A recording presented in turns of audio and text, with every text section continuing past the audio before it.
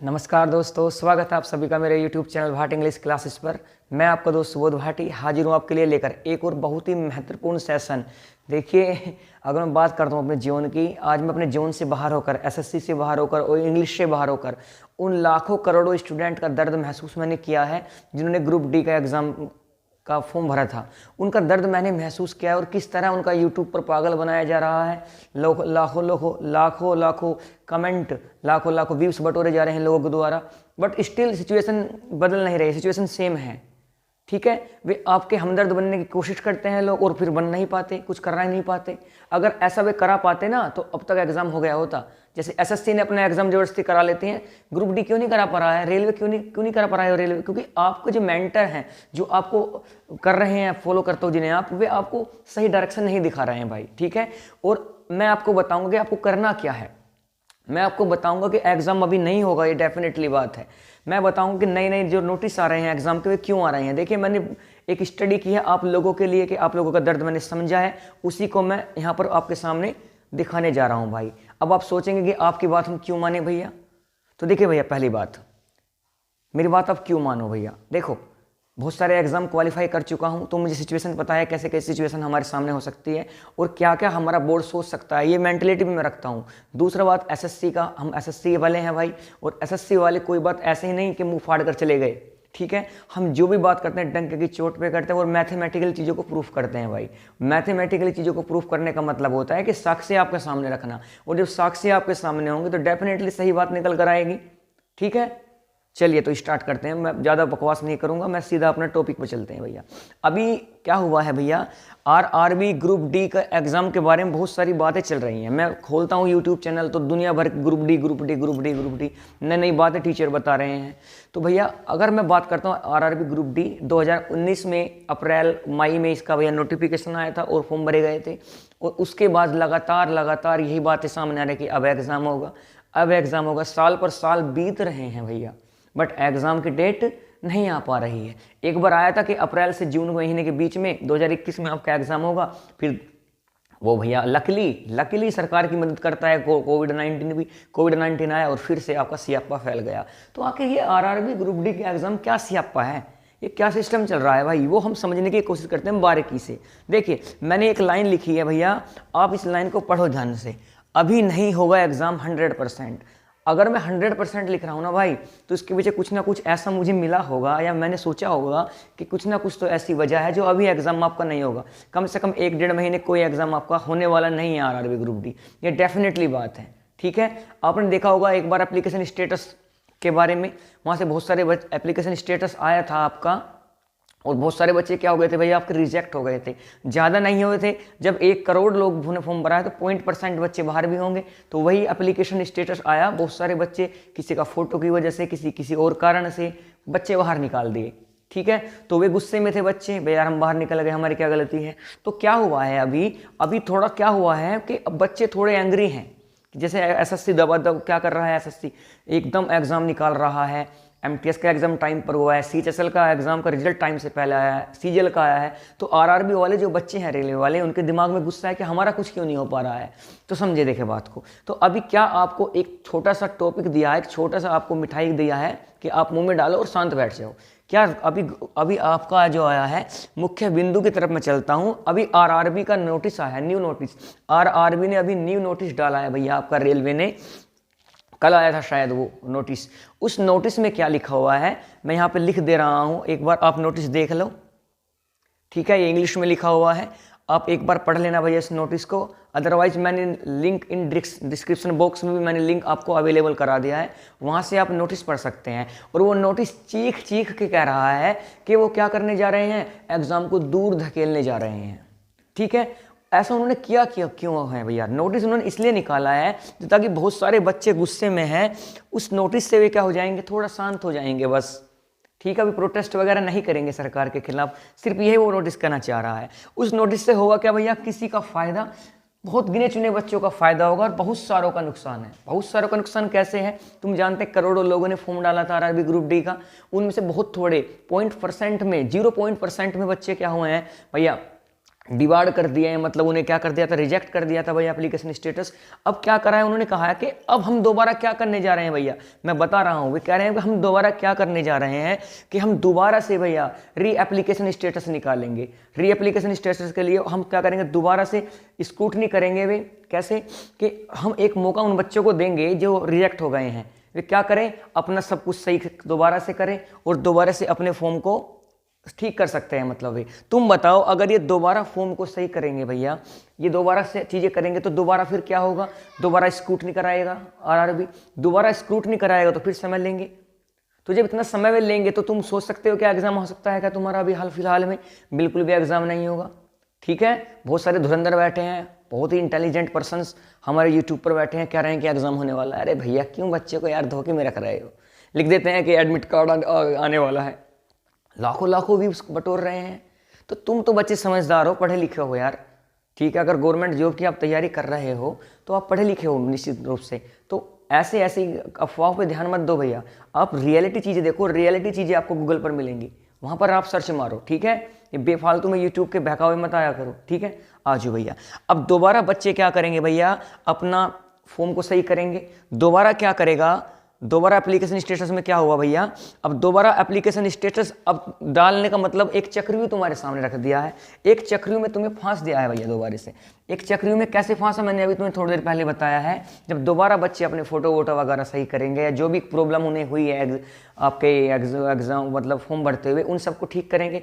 दोबारा क्या करेगा रेलवे, दोबारा बच्चे रेलवे क्या करेगा, आपका स्क्रूटनी करेगा। दोबारा स्क्रूटनी करने के बाद वो क्या काम करेगा आपका कि हाँ अब आपका फॉर्म सही हो गया है। उसके बाद क्या करेगा रेलवे, फिर उस एडमिट कार्ड निकाले, कम से कम 20-25 दिन पहले आपका एडमिट कार्ड निकलेगा, फिर कहीं जाकर आपका एग्ज़ाम होगा। तो उन्होंने अच्छी प्लानिंग बना रखी है कि 5 से 6 महीने आप ऐसे ही पी जा रहे हो, बच्चों के निकाल दो और बस फिर कहीं एग्ज़ाम होगा। बहुत सारे बच्चे भूल भी गए होंगे, कई करोड़ ने भराया ना, तो भैया 50 लाख बच्चे ऐसे मानो थोड़े सीरियस हैं, बाकी तो सब भूल भी गए होंगे कि हमने फॉर्म भी डाला था ग्रुप डी का। ठीक है, तो भैया ऐसा होने वाला है। इसके बाद भैया क्या होता है चीज़ें, अब देखो, अब यहाँ से हम एक क्या एनालिसिस निकाल सकते हैं भैया कि हमारा एक्सपेक्टेड एग्जाम डेट क्या हो सकती है। जो मैंने आपको बताया है भैया, न्यू नोटिस के बारे में बताया है, उन बच्चों को उसका फ़ायदा होगा, कितनों को उसका नुकसान होगा, ये भी आपको बताया है। दोबारा एप्लीकेशन स्टेटस में जो एक चक्रव्यूह आपके लिए बना दिया है, तो आप उस चक्रव्यूह को अब समझ रहे होंगे, डेफिनेटली बात है, उस चक्रव्यूह को आप डेफिनेटली समझ रहे होंगे। ठीक है, तो अब यहाँ से एक्सपेक्टेड एग्जाम डेट क्या हो सकती है। देखिए भैया, एक्सपेक्टेड एग्जाम डेट से ऊपर मैंने एक छोटी सी चीज़ लिखी है, आंदोलन, प्रोटेस्ट। मैंने लिखा है भैया आंदोलन, प्रोटेस्ट। क्या लिखा है भैया, प्रोटेस्ट। देखिए भैया, आप एक बात जानते हैं, अभी उत्तर प्रदेश में भैया 2022 में क्या आने वाले हैं भैया, इलेक्शन आने वाले हैं। और ये इलेक्शन एक ऐसी चीज़ होता है जो जनता के हाथ में है, समझ में बात आ रही है। और जनता की अगर बात करूं तो कम से कम भैया अगर 1.5 करोड़ 2 करोड़ फॉर्म भरे गए हैं, तो उसमें मोस्टली बच्चे कहाँ के हैं, उत्तर प्रदेश के हैं। और उत्तर प्रदेश के बच्चे इस टाइम जो ग्रुप डी वाले हैं, रेलवे वाले हैं, ये बिल्कुल खुन्नस खाए बैठे हैं भैया सरकार से। ठीक है, बच्चों की मैं बात कर रहा हूँ, बाकी मैं कहीं और नहीं लेके जा रहा हूँ चीज़ों को। ठीक है, बस इतनी बात कर रहा हूँ, मैं स्टूडेंट तक ही सीमित हूँ। तो ये बच्चे क्या है भैया, अब तुम्हारे सामने, तुम्हें पता है कि क्या होने वाला है, इलेक्शन होने वाला है। और अगर इलेक्शन के टाइम आप सही समय पर आंदोलन कर देते हो भैया, मैं क्या कह रहा हूँ, सुनो मेरी बात, अगर आप सही समय पर प्रोटेस्ट कर देते हो तो डेफिनेटली बात है कि सरकार को झुकना पड़ेगा, आपकी बात माननी पड़ेगी। देखिए, ये सरकार झुकने वाली नहीं है। अगर ये सरकार झुक रही है तो वो इसलिए ही झुक रही है क्योंकि 2022 का एग्ज़ाम आपका, 2022 में चुनाव आने वाले हैं, और चुनाव जीतने के लिए जो भी तुम कराना चाहोगे उनसे करा सकते हो। तो ये आपके लिए एक प्लस पॉइंट है।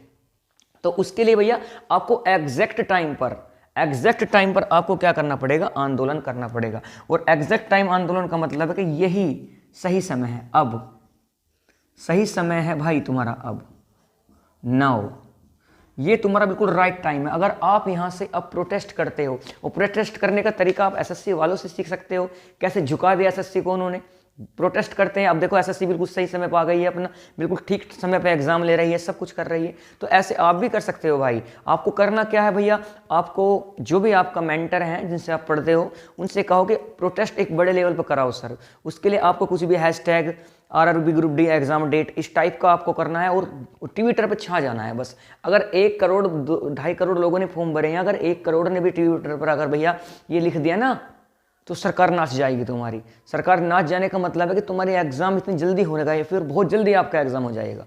अदरवाइज मुझे लग नहीं रही है संभावना कि आपका एग्जाम हो जाए, बट ये डेफिनेटली बात है इलेक्शन से पहले पहले एग्जाम हो जाएगा अगर आप प्रोटेस्ट कर दोगे, क्योंकि उन्हें वोट लेनी है आपसे, तो उनकी मजबूरी बन जाएगी कि वे आपका एग्जाम कराएं भैया।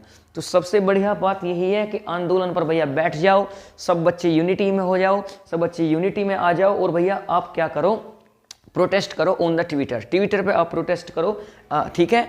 और प्रोटेस्ट का क्या तरीका होगा वो भैया आप मेंटर जो आपके जिनसे आप पढ़ते हो रेलवे के बारे में उनसे आप पूछें भैया, ठीक है। और भैया करें प्रोटेस्ट, और प्रोटेस्ट करने के बाद देखिए 2 चीज़ें हैं, एग्जाम आपका होना तो इलेक्शन से पहले ही है, ये डेफिनेटली बात है, बट अगर आप प्रोटेस्ट कर दोगे तो उसके बाद एक्सपेक्टेड एग्जाम डेट आपकी क्या हो सकती है, जो मैं अब आप यहाँ आपके सामने बता जा रहा हूँ चीज़ों को समझकर। चीज़ हमने समझ ली है कि आपका एग्जाम होने वाला, इलेक्शन आने वाला है, सरकार के सामने समस्याएं बहुत सारी हैं, तो उन्हें करना ही पड़ेगा।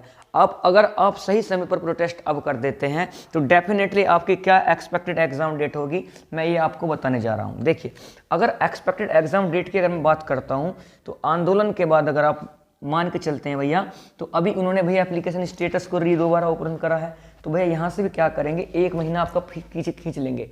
उसके बाद आपका अगर वे जल्दी भी एग्जाम करना चाहेंगे तो क्या निकालेंगे, आपके एडमिट कार्ड निकालेंगे, और एडमिट कार्ड में कम से कम 20 दिन पहले वो निकालेंगे। तो मेरे हिसाब से अगर आप आंदोलन अब सही समय पर कर देते हैं, on the right time now, अगर सही समय पर अब कर देते हैं तो आपकी जो एक्सपेक्टेड डेट होगी मेरे हिसाब से भैया क्या रहने वाली है, वो आपकी रहने वाली है यहाँ से। अब कौन सा मंथ चल रहा है भाई, नवंबर तो एंड ही हो गया है, दिसंबर जनवरी, भैया आपका एग्जाम कब हो जाएगा भैया, या तो जनवरी के लास्ट में, या तो भैया कब हो सकता है, जनवरी के लास्ट में, या भैया कब हो सकता है, 2 कंडीशन बन सकती है, फरवरी के स्टार्टिंग में, फरवरी की स्टार्टिंग में, ठीक है भैया। या तो आपका जनवरी के लास्ट में आपका एग्जाम होगा, या आपका फरवरी की स्टार्टिंग में आपका एग्जामिनेशन होगा, ये गारंटी की बात है। बट ये तभी हो सकता है जब आप प्रोटेस्ट करोगे भैया, प्रोटेस्ट करोगे तो डेफिनेटली आपकी यही रहेंगे, और देख लेना जब आपके एग्जाम डेट आएंगी यही आपको मिलेंगी, ठीक है। हम देखिए हमारा ये नहीं है कि मेरा चैनल चल जाए, बहुत सारे व्यू बटोल, नहीं, जो सच बात है मैं वो आपको बताने जा रहा हूँ भैया। हम एसएससी वाले ये नहीं है कि कुछ भी बता दिया भैया, ठीक है। हम साक्ष्य पर निर्भर है, हम प्रूफ देखते हैं, सिर्फ प्रूफ है तो ही चीज़ें अवेलेबल हैं। अदरवाइज बेफालतू में भोग जाने से या लोगों के व्यू बटोरने से, अपने आप को दिखा देने से मैं वो हूँ, टीचर हूँ, फलाना ठिकाना, उससे कुछ होने वाला नहीं है भैया। अगर आप प्रोटेस्ट करते हैं तो या तो जनवरी के लास्ट में या फरवरी के स्टार्टिंग वीक में आपके एग्जाम स्टार्ट हो जाएंगे भैया। और अगर आप प्रोटेस्ट नहीं करते हो, ऐसी चीज़ें चलती रही, फिर भी आपका एग्जाम किसी इलेक्शन से पहले होगा, तो फिर आपका एग्जाम भैया मार्च तक जा सकता है, अप्रैल भी कूद सकता है। तो भैया अगर आप चाहते हैं जल्दी आपका एग्जाम हो तो भैया आपको प्रोटेस्ट करना पड़ेगा, ठीक है, खड़ा होना पड़ेगा। और अभी तो आप जानते हैं एनटीपीसी का भी एग्जाम हो गया, उसके रिजल्ट का पता नहीं कब आएगा, ठीक है। फिर कहीं जाके ग्रुप डी का होगा, फिर एनटीपीसी का दूसरा पेपर होगा। तो अगर आप मुझसे सहमत हो, अगर आप वीडियो पसंद करते हो, अगर अच्छा रेस्पॉन्स आपको मिलता है, तो एनटीपीसी की क्या कट ऑफ रह सकती है भैया, और वही कट ऑफ होगी जो बता दूंगा मैं, ठीक है, गारंटी। तो मैं उसके लिए भी एक वीडियो बना दूंगा आपके लिए मैं खड़ा रहूँगा, बिल्कुल आपको टेंशन लेने की ज़रूरत नहीं है भाई, ठीक है। तो इसी उम्मीद के साथ कि आपको वीडियो पसंद आया होगा, मैं आपका दोस्त सुबोध भाटी आपसे विदा लेता हूँ। जल्दी मुलाकात करेंगे, आरआरबी एनटीपीसी की कट ऑफ के बारे में जानेंगे, और कब रिजल्ट आ सकता है एनटीपीसी का उसके बारे में बात करेंगे। तो तब तक अपना ख्याल रखिए भैया, प्रोटेस्ट करते रहें, ठीक है। Good day, bye.